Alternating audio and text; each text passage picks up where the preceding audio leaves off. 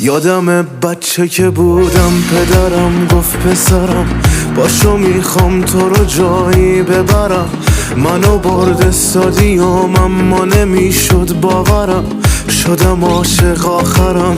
پرچمای سرخ تو دستای همه خوب یادمه، پدرم میگفت که این بهترین عشق عالمه. منم از همون روزا دوست دارم یه عالمه.